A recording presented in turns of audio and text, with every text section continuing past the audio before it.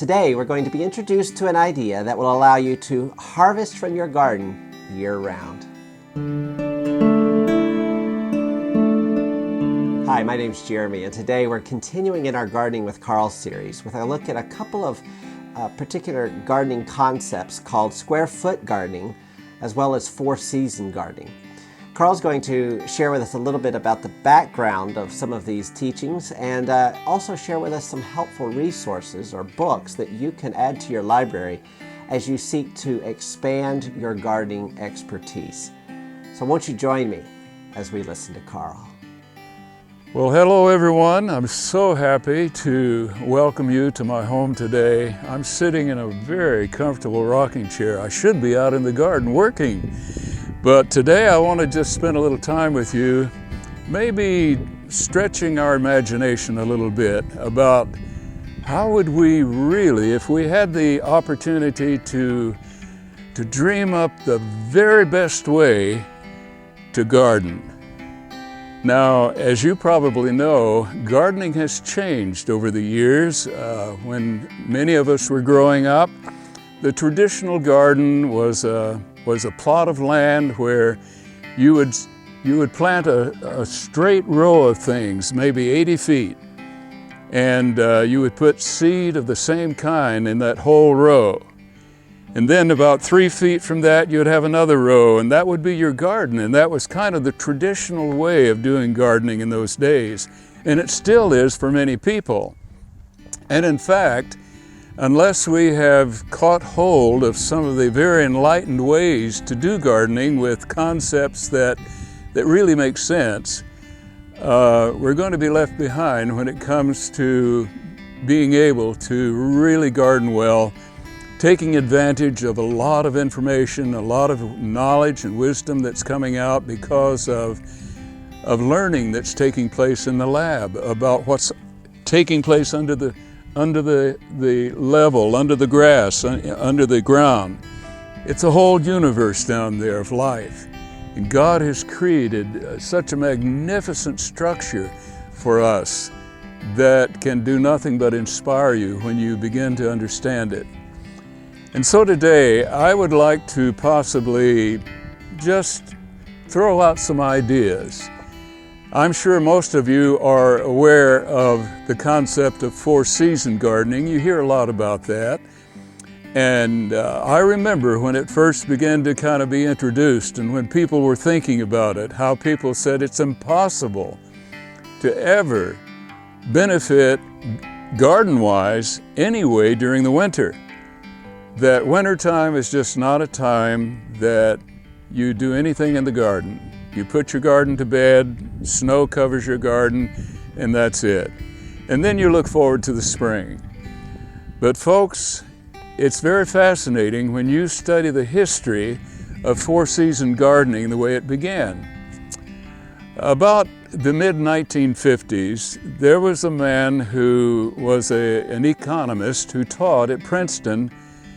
And he got into trouble because during that era, that time, some of you who are as old as I remember that there was a senator from Wisconsin named McCarthy who was very vigilant in trying to find out if there were communists who were influential in some of the things that were happening in America.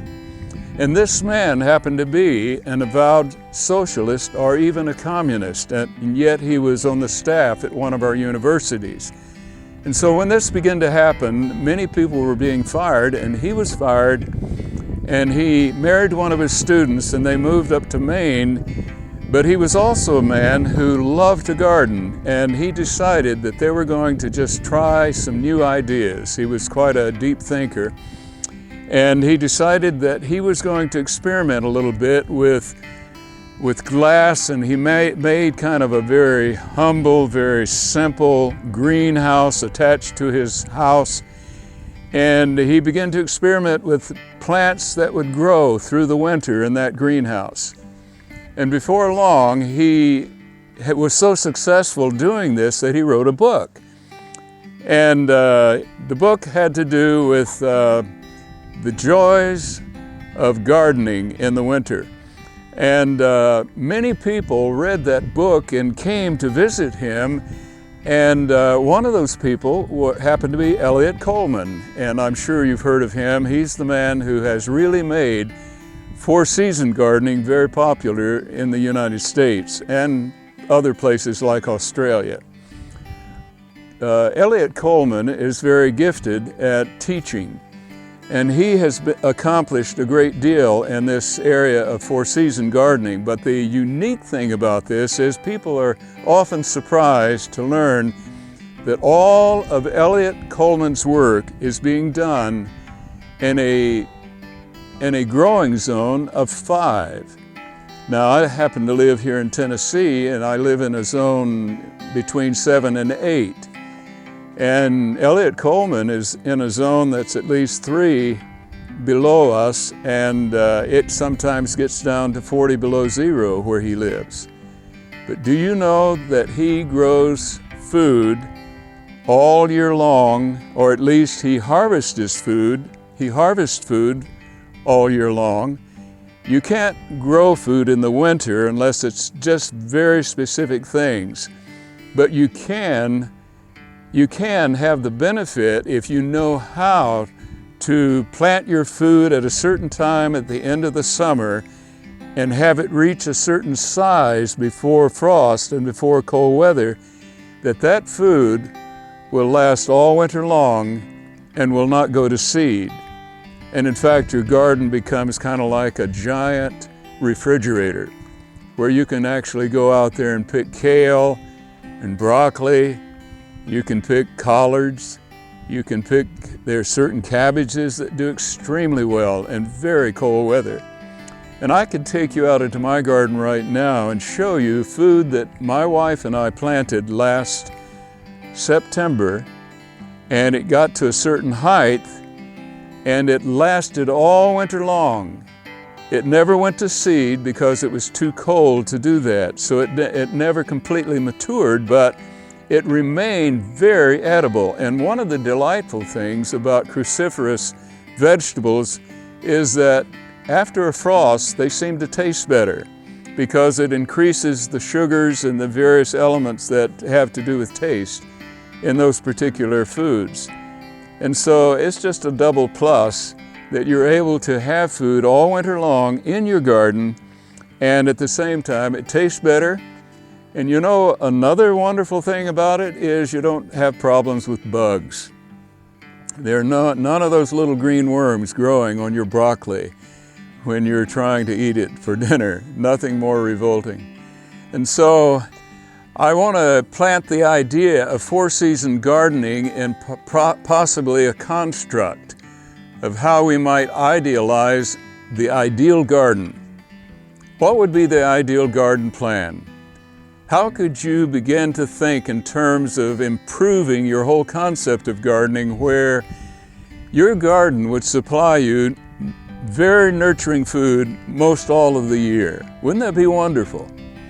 Because you see, most of us have not quite adapted to that, and we have not really mastered it, and yet there's a lot of literature out that would help us do this. Now, I have a book that I really treasure. Of course, I have all of Eliot Coleman's books, and I've read them, and I didn't bring one out here, but I did bring this one. It's a recently written book by a young lady that has experimented, and she too lives in one of those very cold zones, growing zones. But she has written one of the most informative and helpful books on how to benefit by having food in your garden all year long. She will show you exactly the things that you can plant, when to plant them, and how you can go about constructing very inexpensive things in your garden that will protect your vegetables, your things that you're growing. So I recommend this book very highly. It really helps me. It has a lot of scheduling in it. It talks about the fact that there's really 3 planting seasons. You don't plant things in the winter, but you do reap things in the winter. You harvest things in the winter. But there are 3 planting times. Right now is one of those planting times. You can be planting lettuce, you can be planting radishes and onions and carrots and all of the brassicas, cauliflower and Brussels sprouts and broccoli. All of those things you could have planted even a month ago, and they would be healthy and they would be growing and they would be filling space in your garden, because this is one of those major planting times of the year. And then come about the last frost of the year is the time that begins when you begin to plant what we call warm season vegetables. And so those are tomatoes and peppers and eggplant and all the melons, squash, a lot of those things. Many of you know what they are. And that's the time when most people think of garden. They don't stretch their garden out to benefit in a much larger, wider span of time. And that's what I'm trying to project today. And then you have a time which most people are not aware of, or at least they don't take the time to do it. But around the last of August, you want to begin to think of planting things that you are going to grow to a stage where they will reach almost maturity at the time you have your first frost. Now, this is a very important time if you want to have good eating food in your garden all winter long. And a lot of people are doing this. I'm doing it. I've been doing it for quite a few years. One year I had over 40 of the most beautiful, large Savoy cabbage heads that you've ever seen. And we ate those all winter long, as well as broccoli and many other good things. So there are 3 planting seasons of the year that you could begin to conceptualize for your ideal garden. Now, I want to introduce another idea that if you can combine it with the 4-season mentality, where you're thinking in terms of expanding the produce of your garden so that you don't have to buy such inferior food at the grocery store where it's only grown for looks, and it's stuff that's probably been either grown in Cuba, or not Cuba, but in Homestead, Florida, and shipped here and is about 3-4 weeks old, weeks old, and doesn't really have the taste. You want the best food. But I want to just show you something that's been a long time in the United States. In fact, this man years ago retired as an engineer. Now, he was a man who really believed in efficiency, but he wanted to garden in his retirement. And so he joined a garden club, and he got in that garden club and he noticed how they were gardening, and the first thing he saw, he became very critical. He said, "You're wasting a lot of space." He said, "You're not being very efficient." You see, he was an engineer. He was one of those kind of thinkers, like my wife. He knew what economy was, and so he began to make suggestions, and people began to experiment. And he came up and he wrote a book called Square Foot Gardening. And that original book sold more books on gardening than any book in the United States that's ever been written. Now, a few years ago, he began to reevaluate his own book, and he began to improve it. He thought, "I'm not nearly as efficient as I think I could be." And so there's this all-new Square Foot Gardening book, which really is excellent. And it will provide you ideas of how you can save space, how you can enjoy your garden. Your garden can actually look more beautiful and attractive in square foot gardening. And it's a container type gardening where you can design it. If you're a small person, you design smaller boxes so that you can reach everything you're growing. And his idea is that you don't grow anything that when you harvest it, you're not ready to eat it. In other words, he doesn't want you to be growing, say, 80 heads of cabbage, and you harvest them, and then you wonder what to do with them. And you're able to eat 3 or 4 of them in their optimum, time of when they're really good. But he shows you how to grow many things in one box and how to really economize in space. And this is just so well written and so well explained that you will really have fun planning to do some of these ideas. So today, all I wanted to do is just share with you how you might be able to really improve your ideas of gardening and make your garden a much more productive space. Not only will it be more productive, but it'll be neater. You won't have nearly as many weeds because the things that you're growing will cover the ground. And the other thing will be taken up in the next segment that I will be doing, where I'll be explaining how you can make compost, which truly is the very heart of organic gardening. So I hope you have a wonderful time exploring some of these ideas. And if you have other ideas, why don't you add them to the comments? That would be very helpful. I hope you found today's presentation helpful, and if you did, again, please consider subscribing and giving us a thumbs up. Also, we'd love to hear from you, so please post your comments, questions, ideas in the comments below. I also posted in the description links to the 2 books that he referenced in today's presentation. Now next week, Carl's going to share with us how you can make your own compost tea in a simple, efficient way to add some nutrient density to your vegetables.